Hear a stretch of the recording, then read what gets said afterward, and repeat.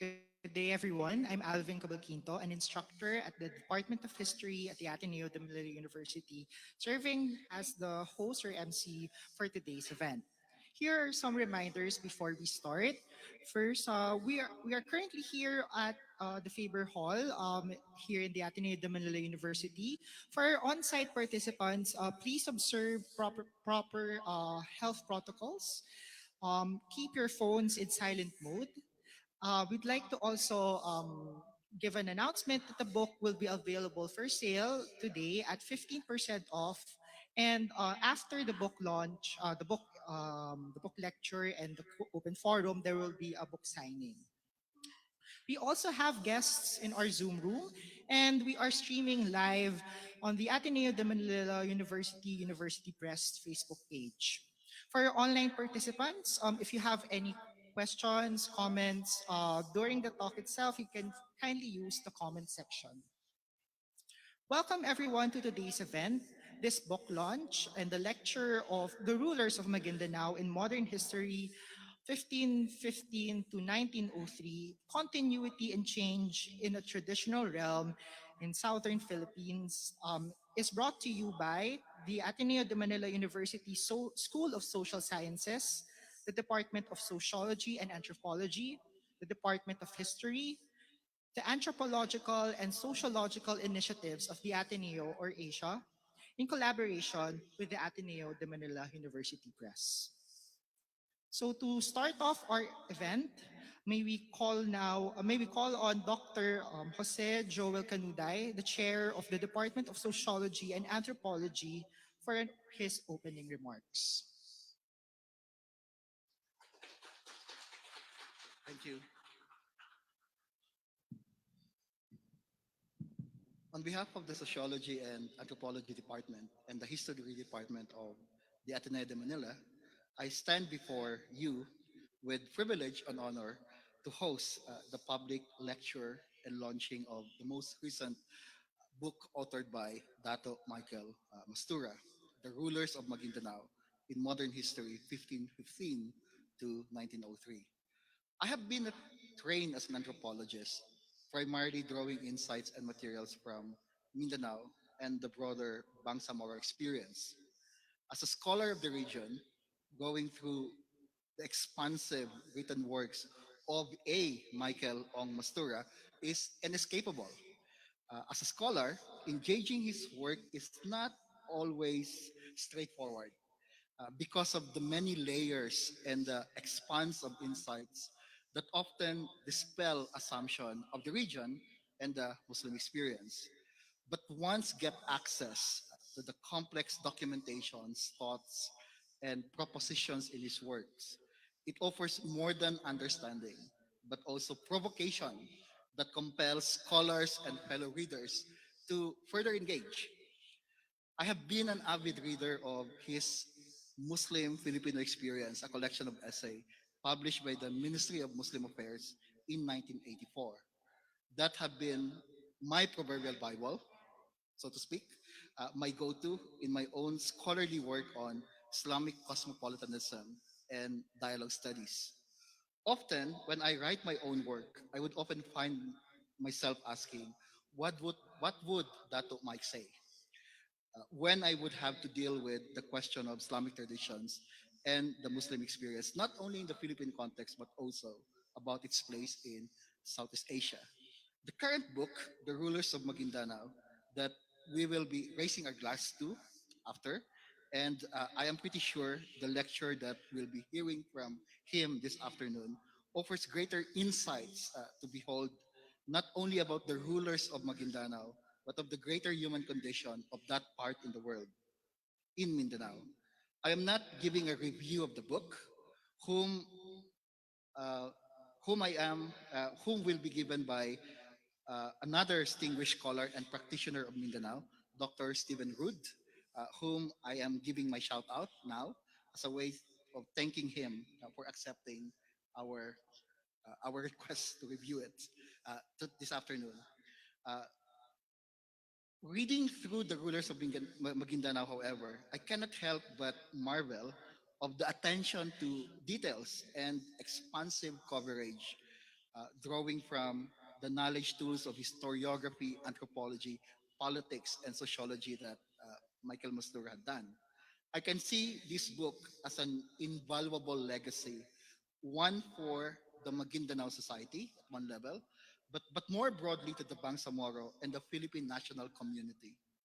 It is also a scholarly legacy that many of us scholars will have to pore over, probably to also disagree with, as I do and I did on some parts when I reviewed the book for him, but also to cite, quote, and work on towards the expansion of our collective understanding of the region and our shared condition. This is a book for our time and the ages that will come, and this afternoon is an exemplary occasion wherein we sit to hear from Dato Michael Mastura himself, his insights on the book and the rulers of Maguindanao. I once again thank Dato Mike for the privilege of hosting the public lecture and the book launch as I welcome everyone today in this room to this event and to the Ateneo de Manila. Thank you very much.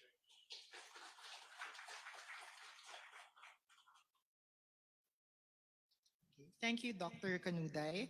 Now, to start our public lecture, I have now the privilege to introduce our speaker, Datu Mastura. Datu Michael Ong Mastura is a direct descendant of Sultan Muhammad Dipatuan Kudarat of the Maguindanao Sultanate. Educated and trained as a lawyer, he was responsible for the codification project of the Muslim personal laws that established the Sharia court in the country and was invited as amicus curiae at the Supreme Court. He is founder and president of the Sultan Muhammad Dipatuan Kudarat Islamic Academy Foundation College. Everyone, let us give a warm round of applause to Datu Michael Ong Mastura.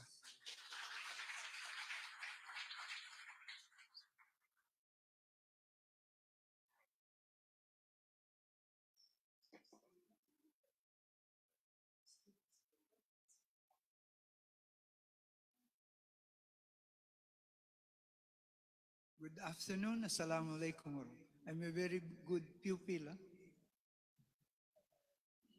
I can remove it.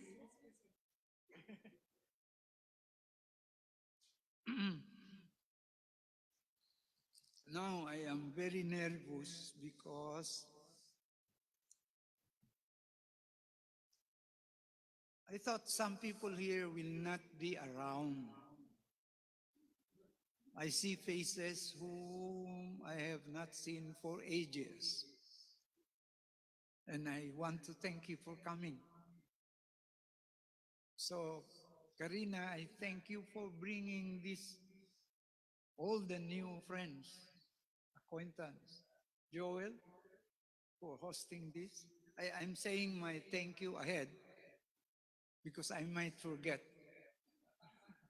I, I saw when I requested Father Joel, Joey Cruz, my boss in one of the scholarship grants of Madre España to scholars. I served for 3 years with the late Father June Mercado and Ed De Jesus, and I don't remember the others now.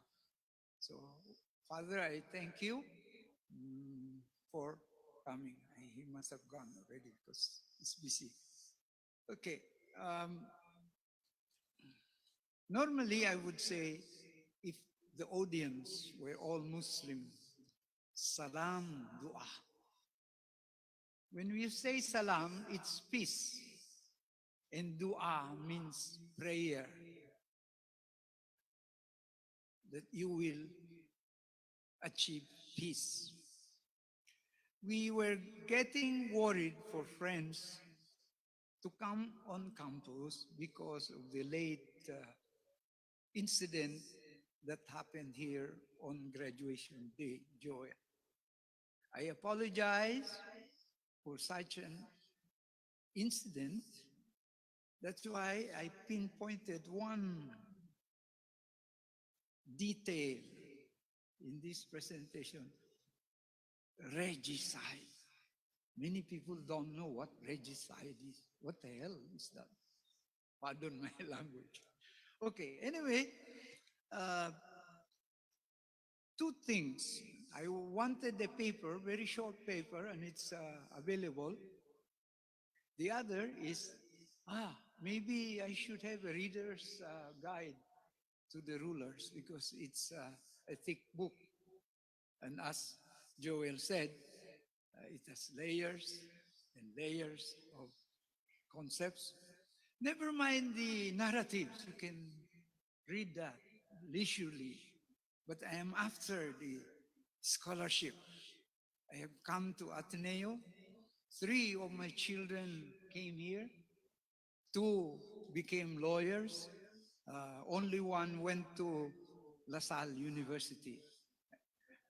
And my good yes, and my good friends in the University of the Philippines, where I used to teach at the Islamic Institute, uh, regrettably said, "Why didn't you send your children to the University of the Philippines?" So, to start with, so that we don't waste time, can you flash the next? No. Begin where it is. Genealogy as construct in historiography. The theme that I will present would be that genealogy normally speaks of chain of transmission of descent line. Who are the descendants? But it can serve as a construct in historiography. We are not talking just history, but the writing of history. So, the first thing to be aware of is language awareness. Because the genealogist and describes who wrote the 𝙍𝙪𝙚𝙦. Again, 𝙍𝙪𝙚 is genealogy. Literally, it means genealogy.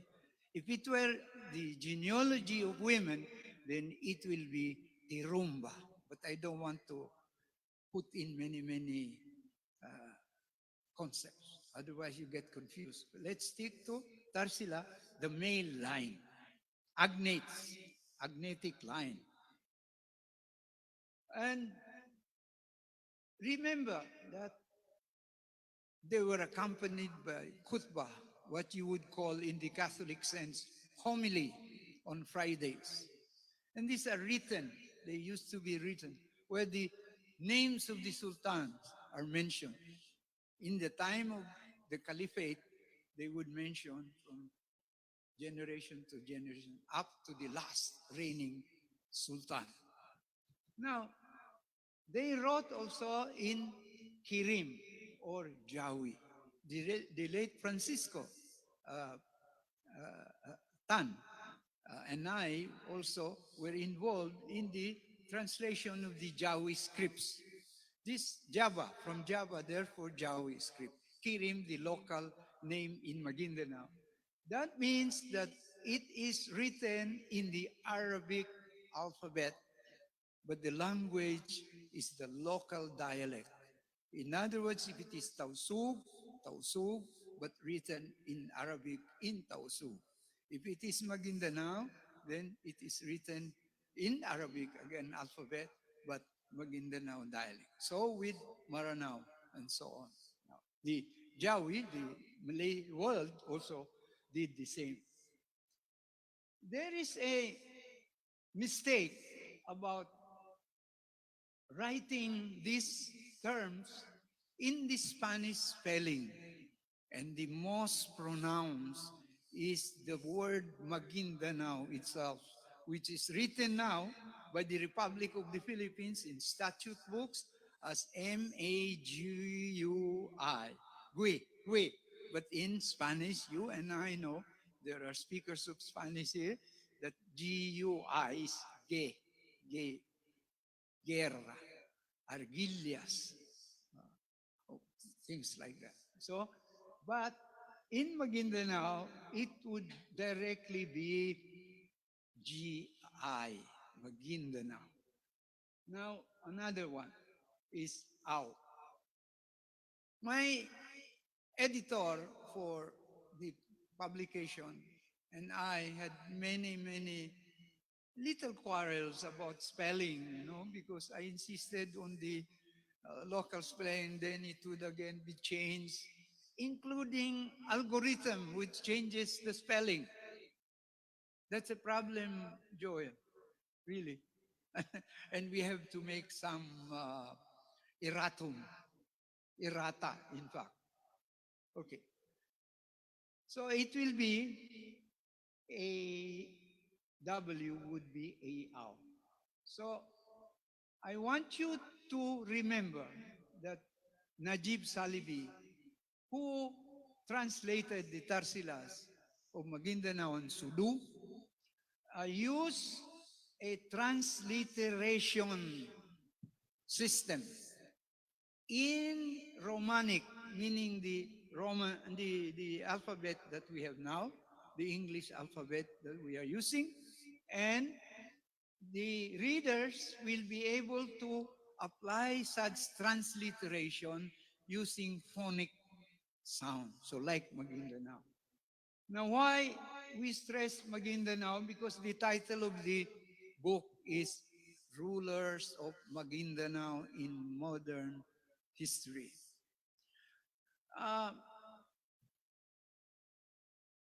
This genealogy or Tarsila is what is now known as the Mastura superscripts, MSS, translated in 1903 from ethnographic facts for usage to reconstruct the past. So I want you to know that that is history. In terms of presenting that fact, the problem with our history of Muslim South, or Southeast Asia for that matter, is the question of who the personality is. So that is why Kudarat is one of those personalities.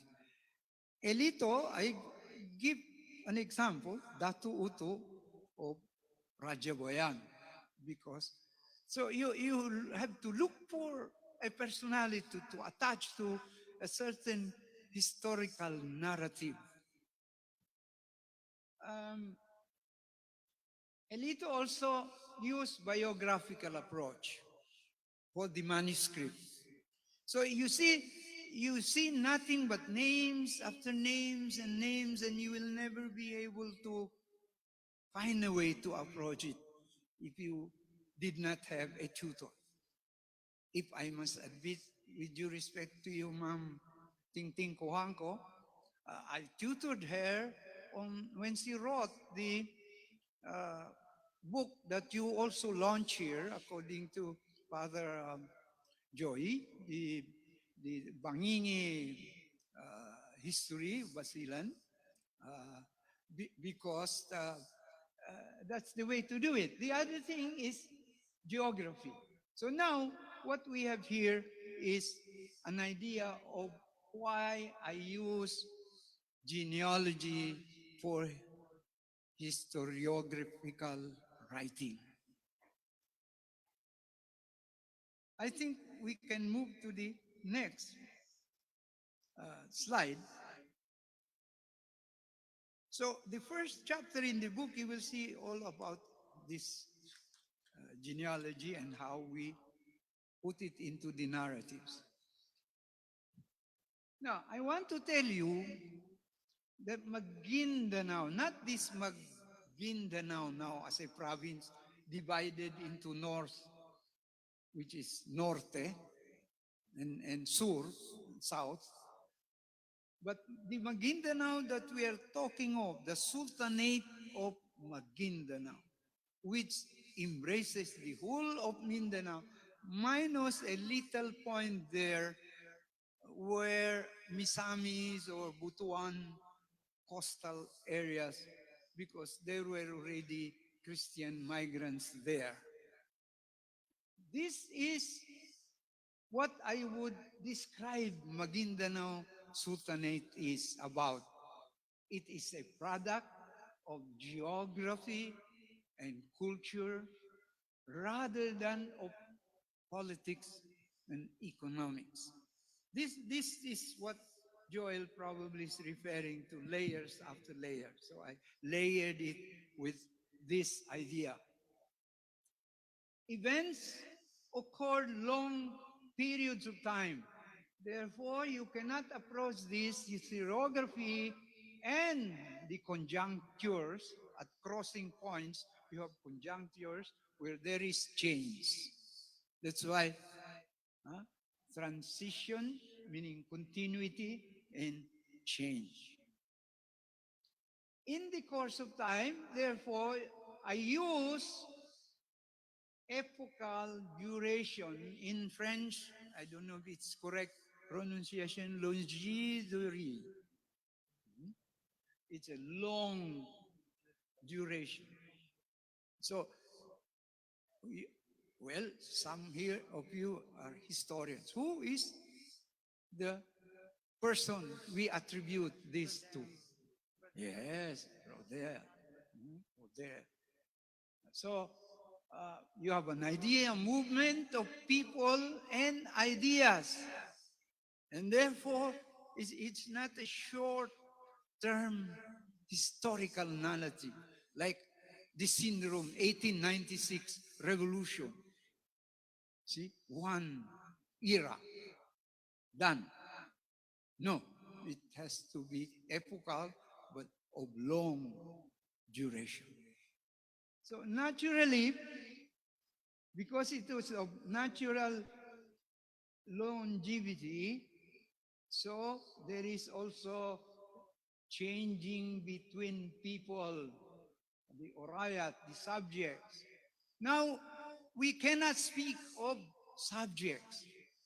When I wrote this, I was imagining that the Filipino nationalist historian would not understand me, because they would say it's unthinkable that we would have subject people here.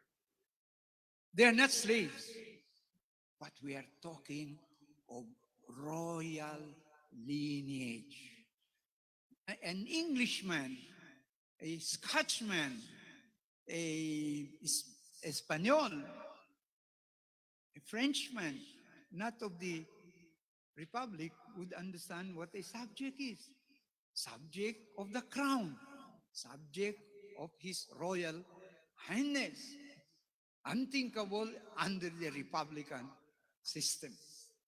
Therefore, we have to look at the maritime culture of the time and relate this long-term narrative to what is called in history periodization. Now, I insert a Muslim theory of history. A Muslim theory of history, not necessarily moral, but of Islamic history.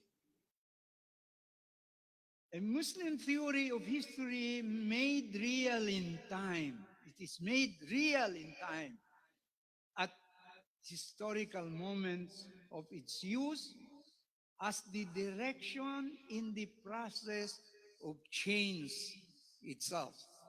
That's a mouthful. I leave it to you to understand it, to misunderstand it, or not to understand it at all. But the idea is to apply first. What do you do with Mahul's Muslims of the Philippines? Mahul must have been imagining something that was not there. No, he was looking at what is called constellation of sultanates in the maritime Asia. So that is why nationalist historians cannot see beyond what I am talking about, what Mahul has described as constellation, because they are no longer thinking in terms of the maritime glory of this area where the old Filipinos, not Filipinos yet as a nation, multi-Filipinos in quotation. And so we jumped for a long time, much longer, the overlordships in harbor principalities or port polities, and the princely life of Malay notables. So you go to whom? To W. Walters, an expert on Southeast Asia. Those who go to Southeast Asian Princeton University or uh, uh, where Southeast Asian studies is their forte would know what I'm talking about.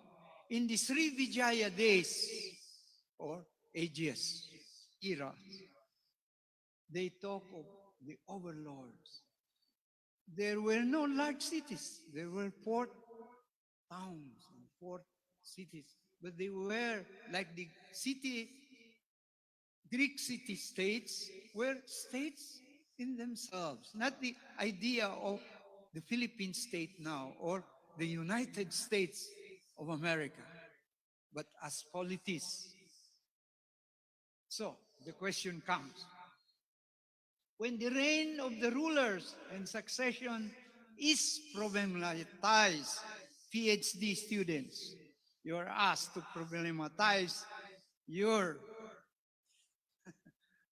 subject. So the question generated is sociological, not a historical. I don't know if the sociologists or anthropologists will agree with me. Agreed. Okay.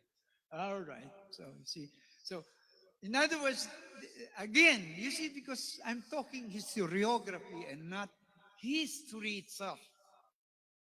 I wish that there are history students here and not just, so move to the next slide. Am I going very slow? No. Okay. It's fine.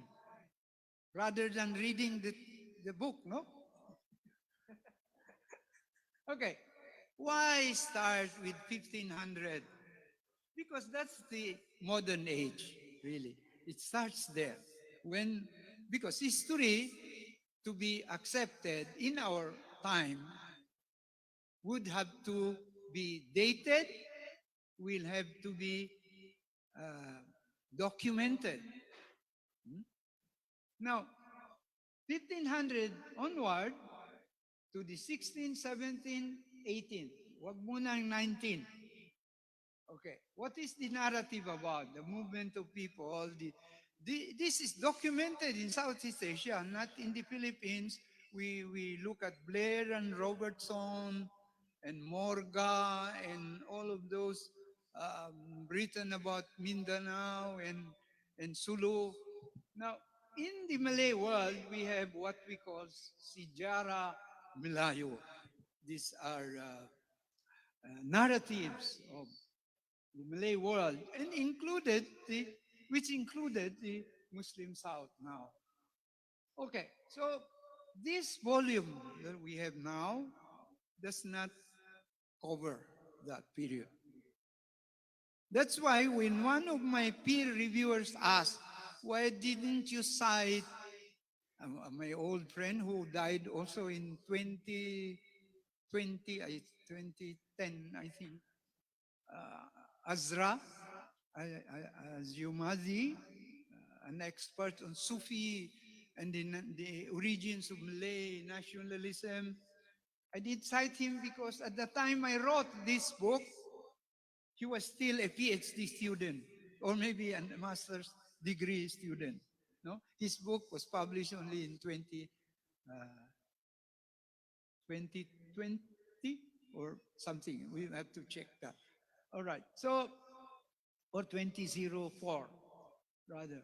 Now, so where do we go from there if we exclude it as a period to draw uh, materials from?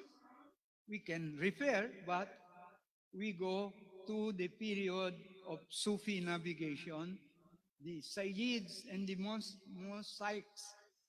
Again, Joel, I did not write about, I left this part. In the first launching of this book, Karen, I'm calling you first name basis, right? Or director.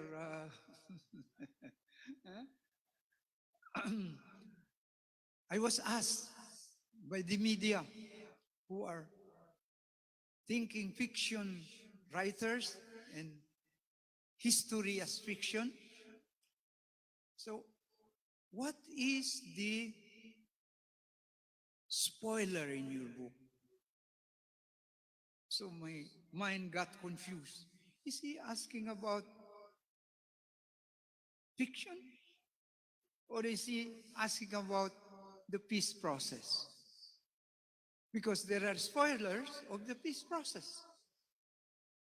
But you and I know that in literature, when you are asked about the spoiler, ayun pala, what is it that you have not written and included here, but the reader can anticipate?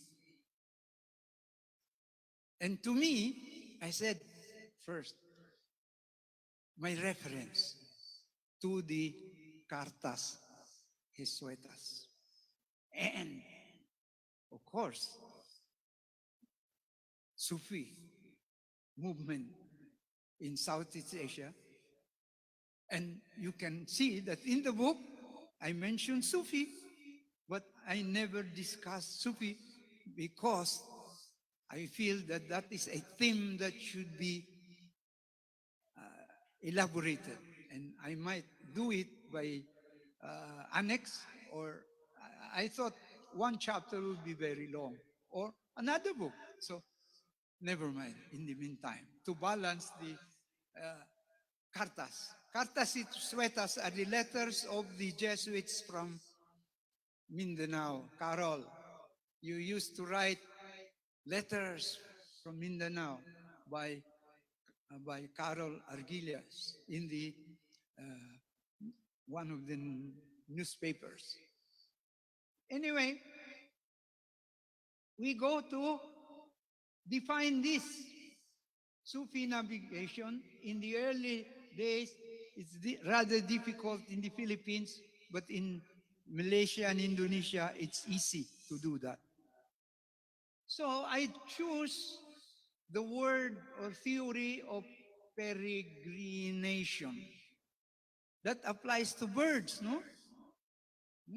But in the olden days, the prince of the Srivijaya and the Majapahit and the old overlordships, they were very fond of sojourning. And in the Malay world, this is called merantau. Merantau means journeying, but the idea is that you journey on, but you return. Recently, there is something written about Magellan circumnavigating the world, but he has not returned to his native Portugal. My wife's ancestors are Portuguese, they're not Spaniards. I found that out. So the Portuguese are really navigators, no? Now, so I connect that to Asabia, the kinship system, the rise and fall of the dynastic regime or reigns and sedentary life. You will recall, if you are a reader of who is he? Nobody knows? This theory? prolegomena. Mukaddima di Ibn Khaldun. You see, you are not aware of uh, these authors because you do not use them in your framework. But I hope and I wish that you next generation will draw upon this, not necessarily from the Western world authorities, no? Because the Western world cites this cycle. Huh? You see? Uh, so now, Mahul. Problema ni Mahul. How do you go about the stages of the war, the more wars against Spain? So it is his PhD dissertation. He had to go back and problematize the chronology of the rulers of Magindanao and the rulers of Sulu because it was essential to his construction. And that is why his first problem is the chronology of the sultanates. You check again the book of Mahul on Muslims in the Philippines. It is so easy now. And then he could side by side now trace the Moro Wars. I hope you understand me. So that goes to the coming of Islam, founding of Sulu, and the Magindanao Sultan. And that's already written by Salibi, and of course Mahul. And then he asked me to write this book because he wanted some sociological and anthropological approach. He was not so keen about anthropology, that anthropology is overtly used in reconstruction of history here in the Philippines. Positive anthropology at that. There is a debate between culturalist anthropologists and positivist. Joy, right? Huh? Sagutin ni Stephen Rudian, ha? Okay, so let's move. Very quickly, again, this is just a sketch because you'll have to read the book, but I am moving your mind now to the pre-colonial state system under Adat political structure. Adat means customary political structure. In Indonesia and in Malaysia, they have Adat structures and they have constitutional structures. Here, I'm so glad that Mahul and I work on the Muslim personal law or Code of the Philippines because that's an idea of a constituted authority in Islam where the judge bases his decision when a case is brought to him. That is sovereignty. But that is not contradicting the sovereignty of the Republic of the Philippines, but that is called legal pluralism. Again, we lawyers will argue, the Supreme Court and I will argue about legal pluralism. For quite some time, they were not accepting the concept of legal pluralism because we are civilist country, but not knowing that the Napoleonic Code was borrowed by Spain and then introduced into the Philippines, and in turn, they borrowed from the Arabs, the Muslim personal law of the Arabs, also Islam, in other words. So, Combis is our authority for the 16th century. You have the triumvirate of Raja Sirungan, Raja Sarikula, and Datu Buisan, the father of the redoubtable Sultan Kudarat. Pertuan in Malaysia, but Dipatuan in Magindanao. Then the next is the age of Kudarat himself. The Sultanate began with Kudarat. You can have excerpts, the principles that now brings us to the kinship system. So this is very technical because I am not an anthropologist, I'm not a sociologist, but I had very good friends who lived with me and I learned a lot from them. One of them is Dr. Jeremy Beckett.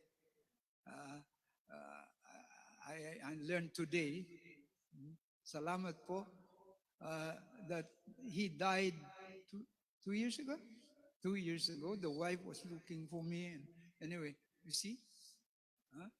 Karina, you have again put genealogy there of scholars. Because there is such a thing as genealogy of ideas. That is Foucault.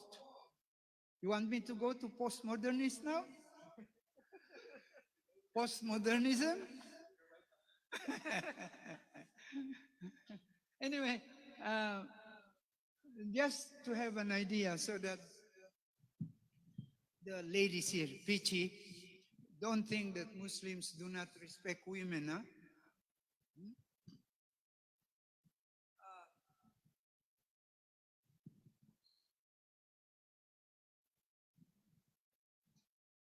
The title Rajaputri was first used in Sulu when a Magindanao Raja, Gugo is as good as Raja, but used in the Ternate area, in the Sangir area.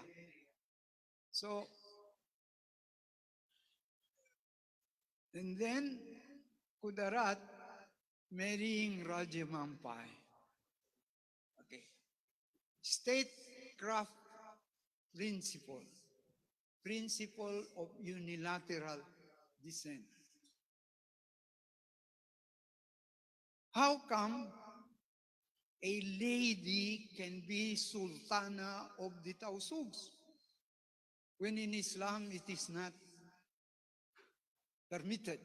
Of course, in the Republic now, like Pakistan, we have a prime minister who is a lady. So, and in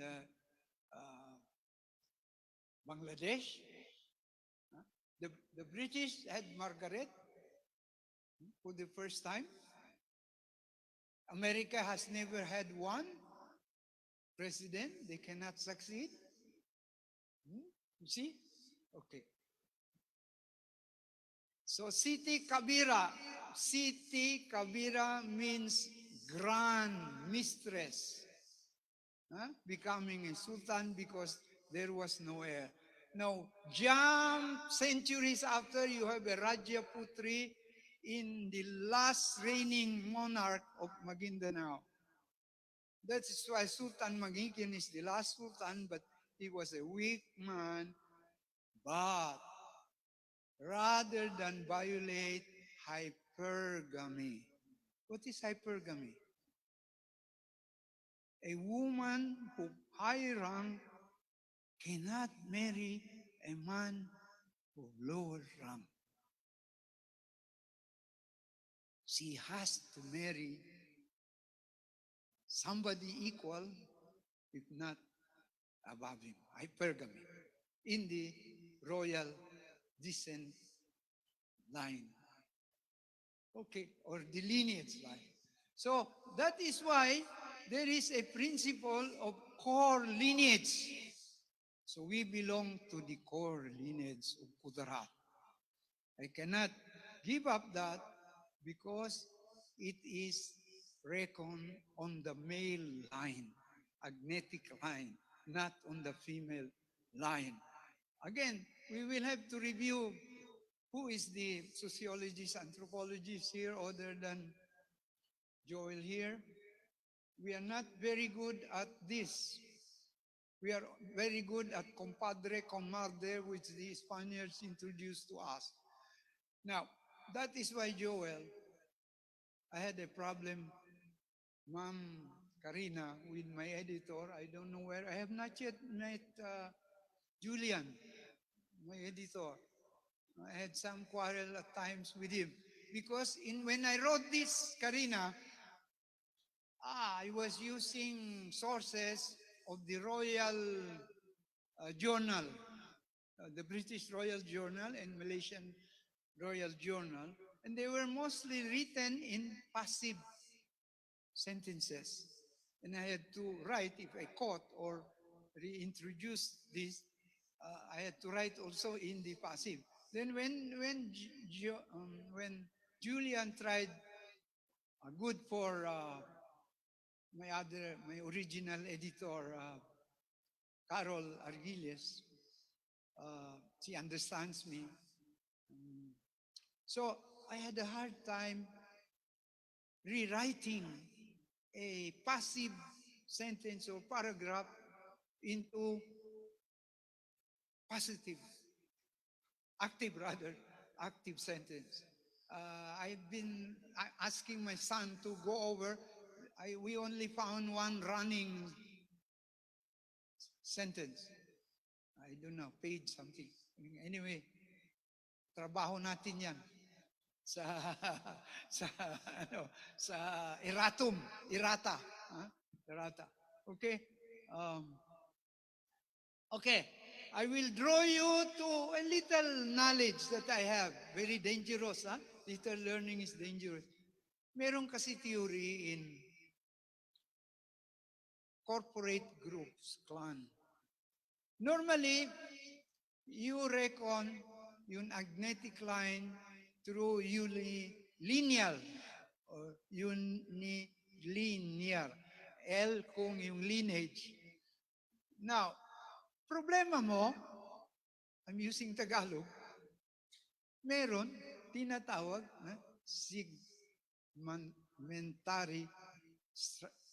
segmentary, meaning mag-segment, divided. Can you apply this principle to corporate groups? At the time I wrote, it was a no. But there was a rethinking in anthropology. There was a rethinking, if you remember. Knowing historiography of anthropology. And so, by now, I am justified. But in those days, I had a problem debating with Jeremy Beckett. And no, are they a corporate group or not? So they are corporate. It's now because, you see, that scholarship, it has changed. Well, it's very technical, I'm sorry, but I have to mention this because I am in the #1 anthropology, sociology department among the universities of the Philippines. Is that correct? We can settle that by voting. They will not allow. Does UP admit that? Okay. So I'm happy about that you are confirming my findings, no? Even if I am not a sociologist, anthropologist. I'm testing also. If I submitted this for PhD, I would have had, comadre, 3 PhDs maybe already. You have 1 PhD, you can add my 2 other. Para hindi naman boring, no? So let's move. Hindi ko na-elaborate. Joel, pardon me, hindi ako masyado marunong mag-operate. And so, Professor Dr. Baibado from UST, I brought him here. He is the Asian Assistant Secretary on the Asian Conference for Religion and Peace, together with my wife. But he is an academic, and I saw to it that he comes here so that he can document this. Okay, you are familiar with the word ethnic or no? The Americans are very good in ethnography. So, ethnicity also. Now, I'll mention. There is a companion, nauna pa nga siya nag-publish. She had a Yashi. First name, Popoy? Zinzo Hidayashi. Do you know this name? He's a Japanese scholar. He wrote, and it was published by Ateneo. The title is Mindanao Ethno History. And the Igorot, no? The Sangir, Magindanao, Sangir, and the Igorot. Okay, I will go to that. Again, Hayashi used my um, graphic organizer. If you want to understand my book, first look at the graphic organizer so that you will see those layers that I'm talking about in terms of genealogy and kinship system. Now there is a concentric circle. Mahul is talking of, well, congeal of people coming to the Sultanate of Kudarat. Congeal, ano pa nga yan? Sutanghon, noodle, not lugaw. Congeal. Because lugaw, ganunin mo lang. Pero ito, tali-tali. Huh? Okay, all right. So concentric circle. All right, where we organize. Yes, I have already told you about this, the common link. Then the ruling dynasty, the core lineage of warriors, and the royal council here, Bichara Arad, Atas, then the council of the sultan. But this also goes to the layer ranks. The Datu ranks, Sayyids and Mosaics, and then the Domato Apanagias. Again, even this word may come strange to you. So you had a superintendent of the polity in the 18th century. Who are they? The Hambaraja. You check the royal journals in Brunei, in Malaysia, in Indonesia, you will find this word Hambaraja. You will find this word also in Thomas Forrest. He is the one who first described the organic structure of the Magindanao Sultanate, which equaled, you know how we went so high in culture? How? Because it was suggested by Forrest to the East India Company that they will mint a coin. On one side will be Sultan 𝙍𝙬𝙑𝙬𝙪, and on another side would be the seal of the English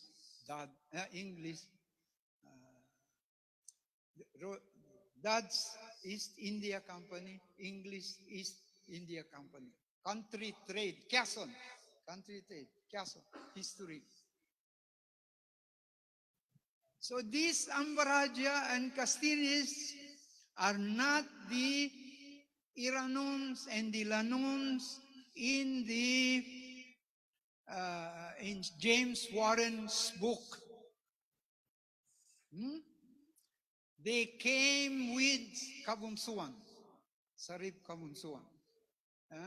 And therefore, were we democratic? Yes. Asserters of people's right. Please check. You will find there, magtaka ka, nauna kami sa idea ng ombudsman.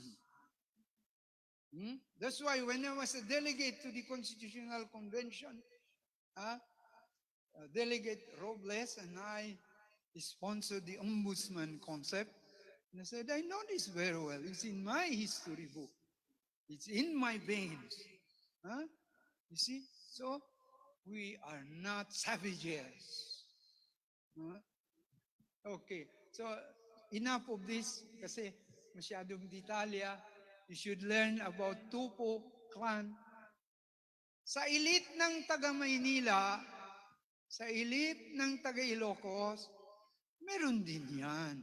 Pero nakalimutan dahil unang-unang naman ginawa ni Philip II was to declare all the caciques as the first chieftains. Pero, Pichi, bakit ba ninyo pinupropose na anti-dynasty? Kasi si Foucault problema ni Foucault. Who is Foucault? Young men, do you know who is Foucault? Huh? Raise your right hand. Sino? You cannot be a constructivist or deconstructivist historian, huh? If you do not know Foucault. Or, I'm forgetting names anyway. Move on, please. How many minutes already? Mataas na siguro. I will make a shortcut. I-compare lang ninyo natin ito, ha? Kasi problem of my reconstruction. The Manila government, meaning colonial Spain, always intervened in who the successors to the Sultanate would be. Huh? And that's why we had trouble. And, it even led to the assassination. Imagine a Sulu Sultan assassinating a Magindanao Sultan. Yeah, regicide. Huh? And then following that, there will dynastic war. If the British had 30 years war, we also had 30 years dynastic war between Anwar and Manamir. And it was settled by this man, Fakir Maulana Kamsa. That is my reserve. That is my, what is this? Preserved for the Sufi, because the Sufi line goes from there. No? Because the Sufis also had their own hagiography. Tama ba yung pronunciation ko? Hagiography, hindi historiography. Yung mga saintly devotions natin, yung kanilang mga descent line, lineages, yun, hagiography. Try to check it, okay? Now, here is Beckett, Warren, Iranon, slave raiding of Sulu. Sumikat sila, no? Kami naman, sumikat kami doon sa Dad's cultural system. 𝙍𝙪𝙙𝙪𝙗 has the narrative now. Okay? Warren has the narrative for the Sulu zone. Okay, Beckett for the contemporary analysis of they are all here in your journals, no? Okay, anong maidagdag lang natin dyan is of course, Hideyashi for the Sangir and the, okay, may I ask you to move on? Conjunctures. Okay, ano in between those rise and fall? Kami sa outlying islands doon, kaya yung Sangir, si Hideyashi is correct about Magindanao was the first zone, but eastern zone. And then we have the western zone. We are talking now economics, trade, no? First, Sulu was related to the can I ask for water? He was related to, Sulu is tributary trade of China. Magindanao, walang tributary trade with China. The Chinese, the Ming Dynasty. Kaya meron tinatawag na Ming Gap. Yung porcelain, walang nabenta, walang masyadong porcelain dito during the Ming Dynasty because there was a gap in the trade system.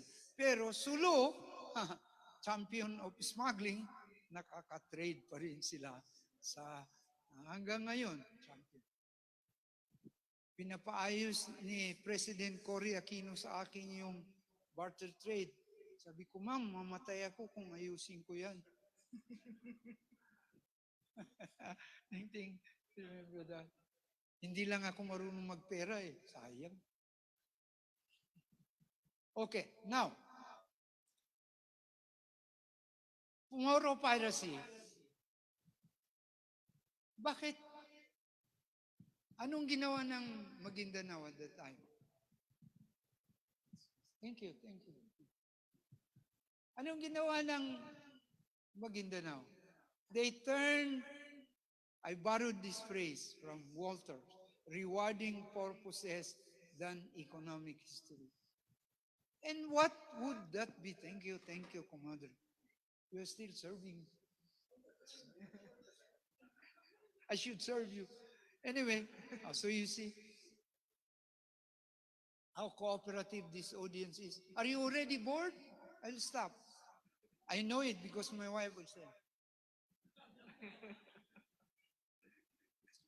My brother, I brought him here because, puro politiko. Sabi ko, mag-rest ka naman dyan sa yung barm na yan. Puro, walang high-level thinking. Very dehumanizing. So that he will remember that he belongs to this. I also brought the Bayalabi of Magindanao, the wives. Why? By the way, si Kumadre, mayor na yan. Ng Radyabu yan. Oh, okay. So, now, anyway. Yan na yan, Joel, yung Sufism. The Sufi movement. Yan na yan. That's why, very quiet. They were not, never mind, they lost in the trade, but they were also developing the, if I discuss with you, it would be very religious. Okay.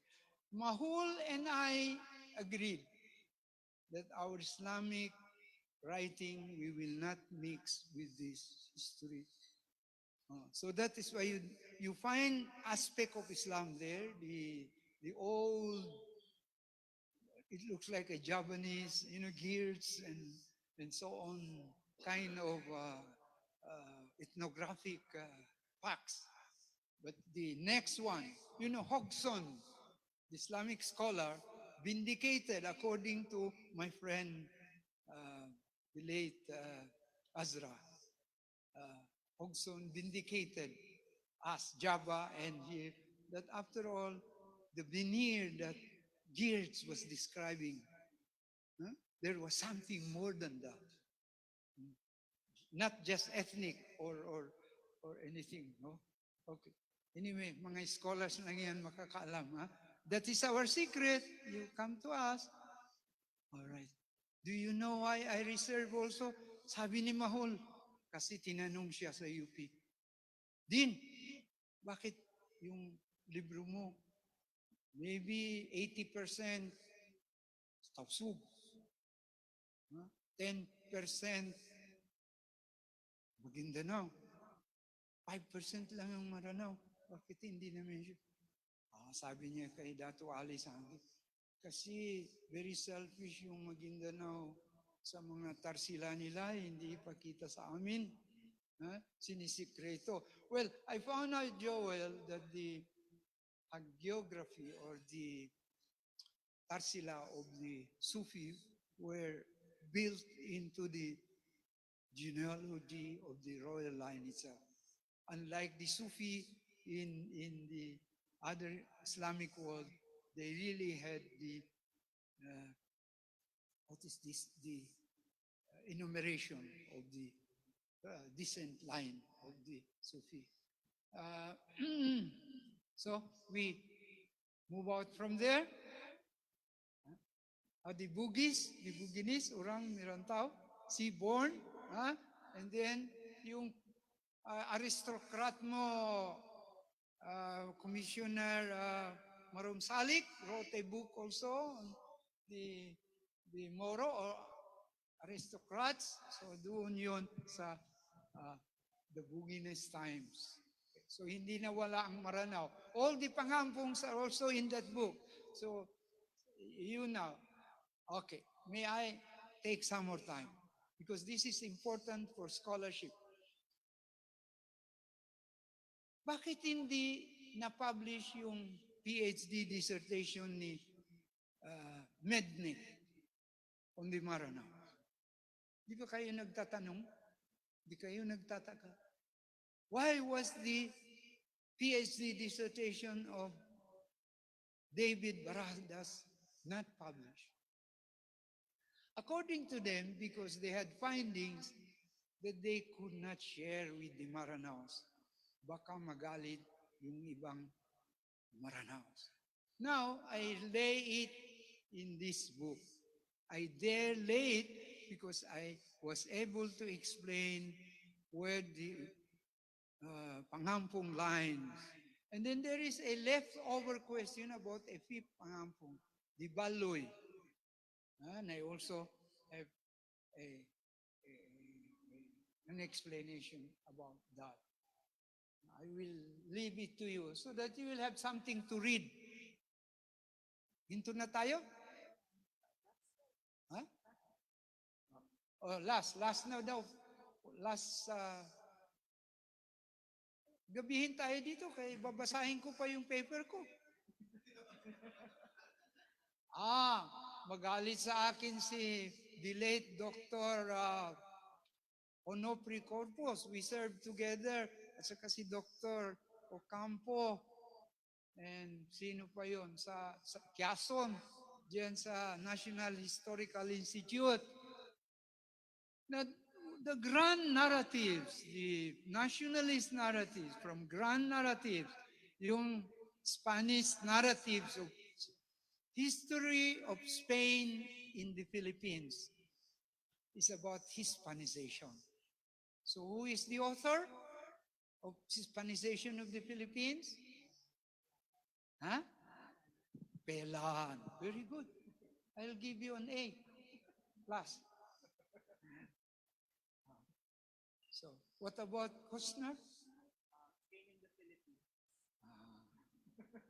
So, why is that important?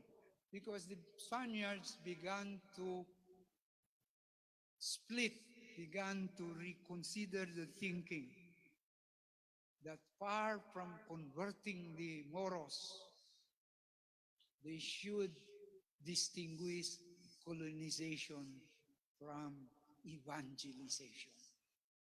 So that's the beginning of the separation of the church and state idea. Thrown from Spain itself, because there was a trouble in Spain about that, and then reintroduced. So you see, I know about writing. Okay? So you see, colonization, Spanization.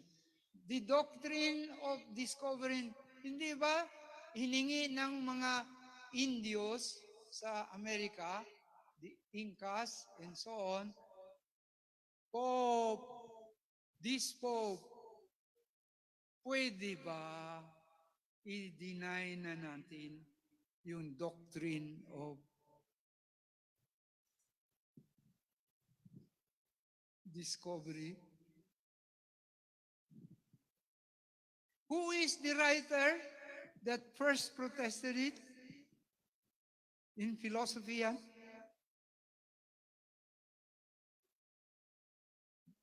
Vittorio? Vittorio? Beginning with C, another one? Hindi ko na ituloy. Reserved for another lecture. Okay, now, nagbibiro lang ako. I make a very powerful statement in the book that the Moro people miss the critical age. The age, yung technical and critical age.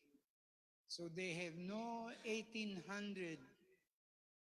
They have no 18. In other words, wala silang bago lang yung encyclopedia, bago lang yung mga scientific. Because in the Catholic sense, dinidebate science versus faith.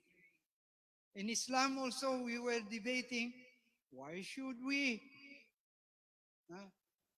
accept science when we are the beginners of science?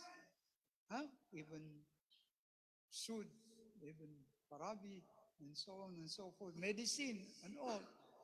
So you can see that in Spain, they were familiar with it. But here, we were not so familiar with this new development. In other words, the epistemology break, na change na, nag-usher in na. Why are we missing that neo-modernity or post-modernity? Because very anthropological ang approach ng nationalist history.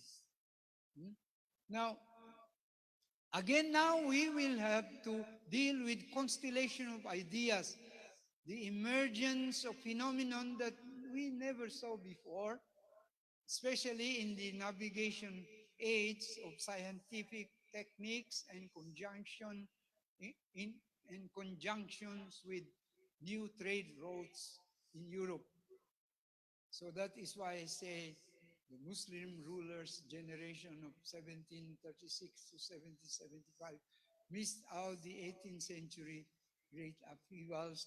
I conclude here because this is already the writing of national history, and you know that the three trends, they are still debating in UP, si Guerrero and etc., constructivist, Constantino, the 1896, pardon, in quotation, syndrome for him, sino? Teodoro, for him, no Philippine history unless it begins with 1896. I disagree, of course. They've shown it now. Unless we detach the Bangsamoro from the Philippines. So then, in the case of Corpus Onofre, he tried to put together that there are two streams of civilization, one for the Muslims and the other for the Christians. I hope that I have satisfied my lecture. Nakabayad na ako sa pag-print ng libro ko. Ma'am Karina, nakabayad na ba ako sa lecture na ito? Joel? Oh, thank you very much. Baka wala ng question and answer.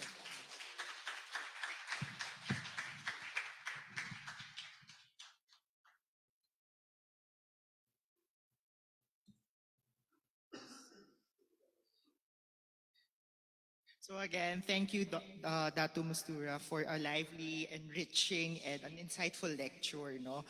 Now let us listen to our book reviewer, joining us online via Zoom, Dr. Stephen Rood of the Social Weather Stations.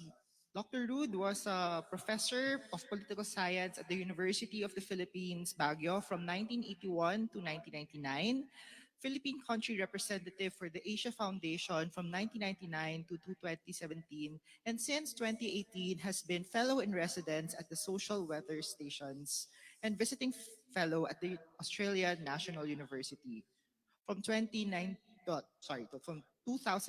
2013, he was a member of the International Contact Group for negotiations between the government and the MILF, and from 2013 to 2017, a member of the third-party monitoring team for the implementation of the agreements that had been reached. He is the author of the book, The Philippines, What Everyone Needs to Know, published by the Oxford University Press in 2019.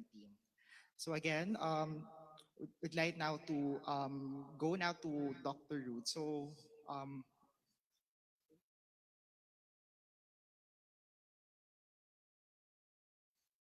Good afternoon. One hopes that the sound is good in this remote version. I would like to thank the Ateneo and Joel in particular for inviting me to give some remarks in review of this book and for arranging for me to do it via a remote.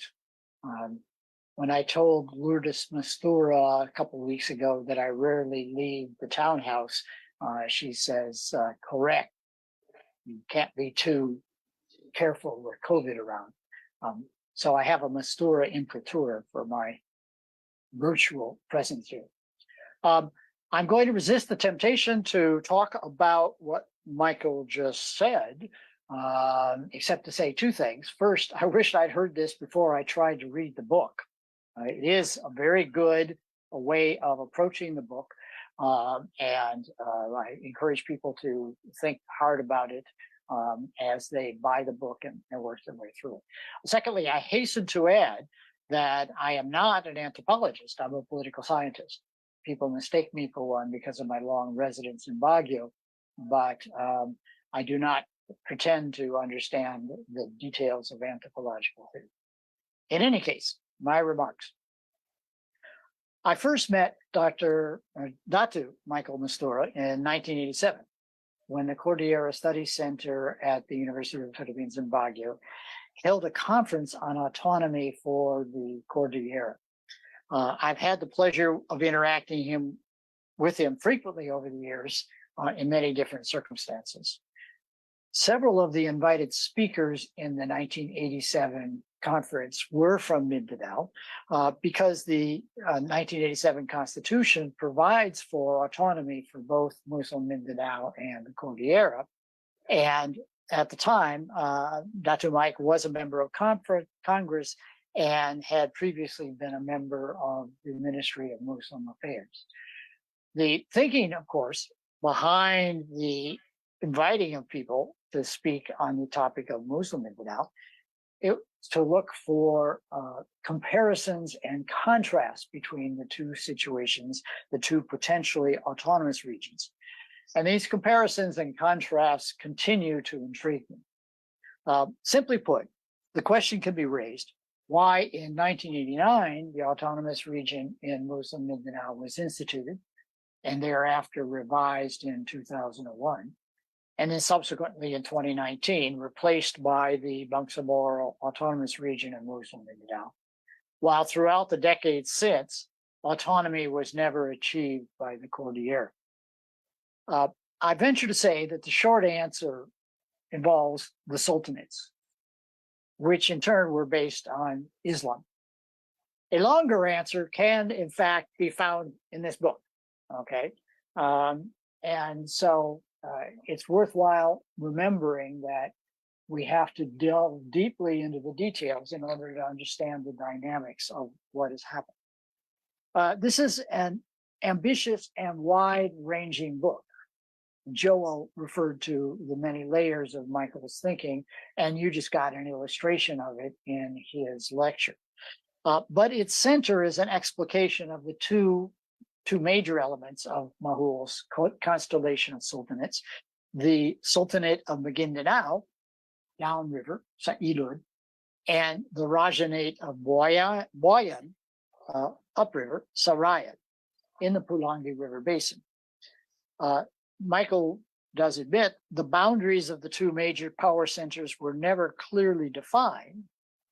One characterization I have read is that the boundary sort of was at the limit of the tidal surge of river water, so that upriver is freshwater entirely, whereas downriver had an admixture of salty water. As Mastura says, this book's core is derived from the core lineage of Datus, whose Muslim Sultanate capital lay on the Pulangi River, where they took pride in a pattern of indigenous political system.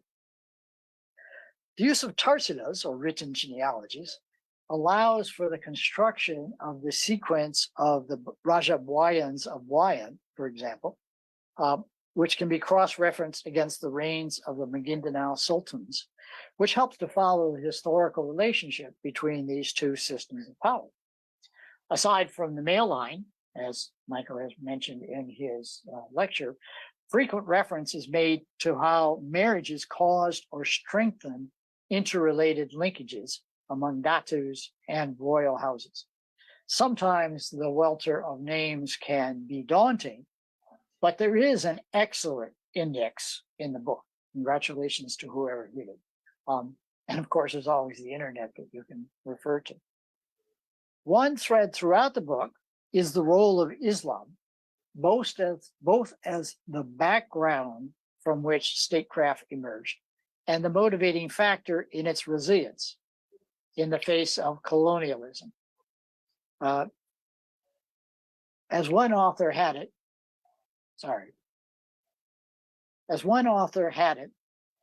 Islam was like a slow giant wave washing through the Malay archipelago.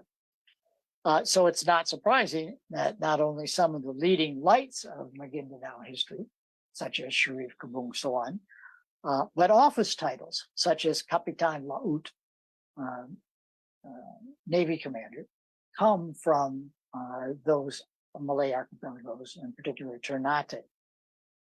Islam allowed for institutional structures that encompass the whole territorial domains and linguistic groups, and the courtly society inspired by the Islamic religion. As for the wholesale adoption of Islam, Mastura summarizes, within the Sunni aspect of Islam, the stratified structure of Magindanao society did not pose an obstacle to the conversion process. As it were, the reverence for the family of the Prophet and the Sharif descent lineage merely affected the realignment of the social power relations over the community of believers. This is a direct source of legitimacy as ulil amr, or rule to abide. Though the book is not a detailed history of the Boer Wars, and Datu Mike mentioned Mahu's stages and so on, it does deal with the hostilities between Moros and the Spanish state and church. Quote, the Catholic religion came to the Muslim South as an integral part of military expeditions and as of the colonial government. This participation of the church in Spanish penetration in Mindanao and Sulu was perfectly consistent with Catholic mission theory and was also a concomitant of the union of church and state in Catholic Spain. Moros made no distinction between the Spanish colonials and the Hispanized natives who were in the colonial administrative and military service. Just as a quick footnote, Michael did make reference today to the realization later in the Spanish endeavor of the distinction between colonial and conversion.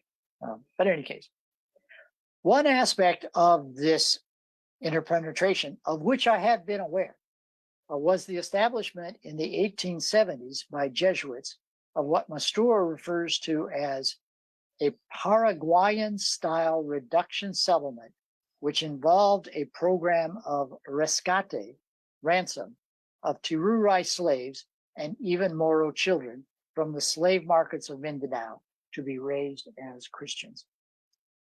This was an effort to reduce the power of the Datus by striking at the heart of the slave institution of slavery, and Moro Datus were well aware of this.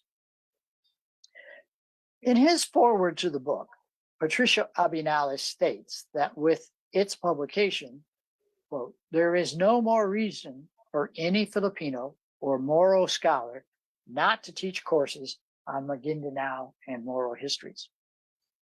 I remember that 11 years ago, I had a teaching sabbatical in Washington, D.C., where I tried to construct material about the Philippines, but being very Mindanao-centric, since that's where my activity was mostly focused. Recent years have shown a growing literature, tracked every year by Carol Argelius in Mindanaos, that would make that endeavor more possible, that Mindanao-centric perspective more possible. And I find Mastura's treatment of the 1896 revolution a good example of what I had wanted to do. So he has a brisk, standard 20, 25 pages review of the run-up to the revolution, and then considers how it was viewed from the Muslim South. Quote, the 19th century growth of liberalism up north was not without a counterpart to the development of a pan-Islamic movement. it was the return of pilgrims, hajis, from the Middle East who became acquainted with the state of affairs there that constituted the anti-colonial driving force in the southern Philippines. So, despite the coincidence of timing, there was no direct connection between the revolutionary struggle and most events in the Moro South. It is true that the revolutionaries did try to appeal for support to their cause, and Aguinaldo wrote to the Sultan of Sulu to try to persuade him. Unfortunately, he addressed this to Sultan Harun al-Rashid, who had abdicated 5 years before and was in southern Palawan. Now, this view from the Pulangi from the Pulangi River Basin from Muslim Mindanao, was itself in this book constructed from a particular viewpoint. Datu Michael Mastura is a Datu. He's not a subaltern. He cites Salibi, for instance, as concluding, quote, the principal mistake of the Spanish policy was in part due to their failure to rule the Moros through their Datus and to give proper respect to native authority. Aspects such as debt bondage and real slavery, banyaga, are, for instance, are treated as facts of life in the system that Dr. Mike is explicating, not as a focus. There's a different book called The Embarrassment of Slavery, also published by Ateneo de Manila Press, for which this is a focus. But Mastura's book could serve as a solid foundation for a wide-ranging reexamination in dialogue with other works of the history of Muslim Mindanao and its relation with the Philippine nation state. The Aguinaldo letter to a sultan who had abdicated years before can serve as an example of how national elites are often quite ignorant of the realities in the southern Philippines. This ignorance can have truly untoward consequences. I remember a closed-door meeting in June 2000, where civil society, the business sector, and government leaders were brought together to try to discuss the impact and ways out of the all-out war being waged by the Estrada administration. There were 2 cabinet secretaries there, shall remain anonymous, and civil society, national civil society leaders, big business leaders, and so on, the kind of people who are willing to put in time for consultations and good governance. I remember being struck. I was sort of a fly on the wall since belong with some banyaga. I'm not supposed to talk in those kinds of things. But I remember being struck at how little those people from the political center, the ones pulling the levers of national power, knew about what was going on in that all-out war, even though I myself considered myself terribly underinformed. But a particular incident happened in that meeting. Michael Mastura had an outburst. He said, this is as close to a quote as I can get, if I hear one more time, this is how it gets, if I hear one more time that the Philippines is the only Christian country in Asia, which sort of caught people's attention. In his message at the Cotabato City Lodge, Manon Bobby Alonto said, there is an old African saying, unless the lion learns to write, all stories glorify the hunter. Writing Bangsamoro history from the perspective of the Moro is the lion writing his story, not to earn glorification, but for truth. Dr. Michael Mastura is indeed a lion. His book is well worth the effort to read and understand as many of the layers as you can. And I'd like to thank, at the end, 𝙍𝙪𝙜𝙤𝙑 of 𝙍𝙪𝙜𝙤 who keeps cropping up. She's tireless, and she certainly helped make sure this publication saw the light of day. Daghang salamat sa tanan.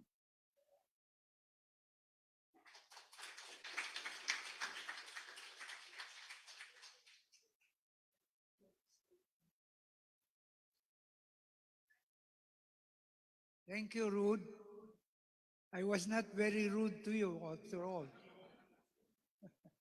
Anyway, to say thank you also, I recognize my brother Datu Armando Mastura.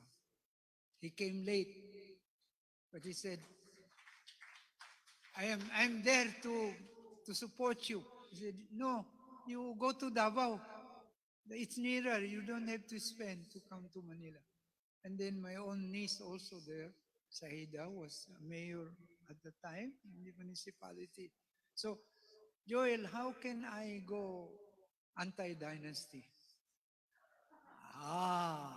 That's why I have the party list, because I distinguish between the dynastic line that we have, the bloodline, just as the British distinguish with the royal dynasty and the other person. This is in answer to Steve's about, you know, the confusion in our system of thinking. And I wish that that would be erased. And that's my only concern.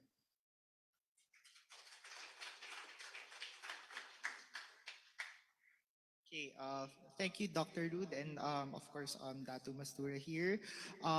Due to the short time we have, we don't have an open forum. So, but we do have a book signing after, so you can actually approach the author here. He'll be signing the book itself, and then you can actually approach him if you have questions and comments regarding the public lecture as well. For online participants, you can actually email the author also for your questions and insights.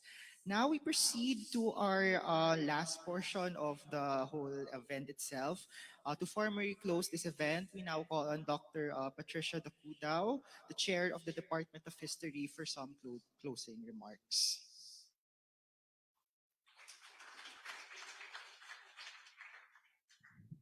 Thank you, everyone. Congratulations, Datu Michael Mastura, for the successful launch of your book, Surely Mindanao and Moro Studies, as well as Southeast Asian history, and most importantly, the diverse and cosmopolitan peoples of the region are enriched by your contribution to scholarship. A path-breaking work for the depth of its sources and the sophistication of its methodology, combining ethnography with politics, benefits us all as we continue to expand our knowledge and understanding of Mindanao, the Philippines, and Southeast Asia. Before we conclude, on behalf of our co-host, the Department of Sociology and Anthropology, we would like to thank Datu Mastura for the stimulating and thought-provoking lecture. Thank you too to Dr. Stephen Rood for a most wonderful review of the book, convincing us to purchase our own copy of Rulers of Magindanao. Thanks and acknowledgement also goes to Carol Argilas, not only for initially editing the book, but for also making this launch possible. Our thanks also goes to Karina Bolasco and her staff at the Ateneo de Manila University Press for further editing the book and for the live feed of the launch that we are live streaming right now. To Dean Bo Peep, Saloma Akpedanu, the Dean of the School of Social Sciences, we also offer our thanks for her constant support in all our endeavors. Our thanks also goes to our colleagues in the History Department, especially Mr. Alvin Cavalquinto, our gracious host, our moderator for this event.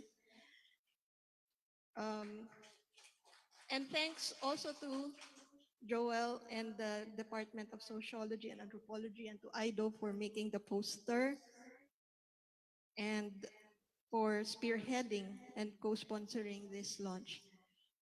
Thank you everyone for being with us online and on-site. We hope you all enjoy this event, and don't forget to buy the book through Shopee and Lazada. And of course, for people here, we have the table outside for the book so that you can have the book signed. Um, yeah, the press has a table just before the door there. And that's all. Have a pleasant everyone. Have a pleasant afternoon, everyone. Thank you.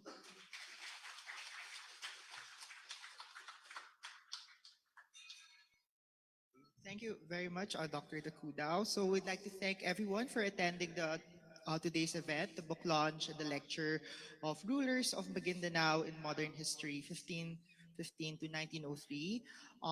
This event is brought to you by the Ateneo de Manila University School of Social Sciences, the Department of Sociology and Anthropology, the Department of History, the Anthropological and Sociological initiatives of the Ateneo or Asia, in collaboration with the Ateneo de Manila University Press.